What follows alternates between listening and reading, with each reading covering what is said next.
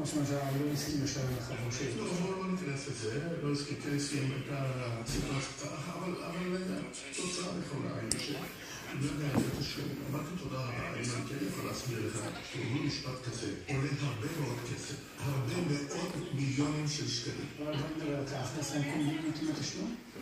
אני כמובן לא מדבר על תשלומים. זה ממש בסוף.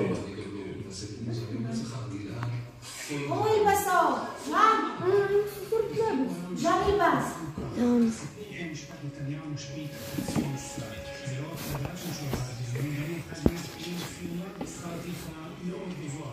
נתניהו לא אוהב להוציא כסף מהכיס. הוסיפו לזה את תיקי היועצים של נתניהו, ואז תשאלו מי משלם את העלות האמיתית. 22 מינה יועצים נתניהו וגולן ובינתיים משפטית על הצגת מדינה פריטה בסך $1.5 מיליון. כאשר התברר מידע, כתב מבקר המפלגה שהעובד לכך. עצם הבחירה בעורך דין מייצג במקביל את יו"ר המפלגה עלול להביא לניגוד עניינים מובהק ולחשש שחלק מגובה הסכום עלול לשמש כהטבה עבור הפחתה בסכום שכר הטרחה בתיק האישי של ראש הממשלה.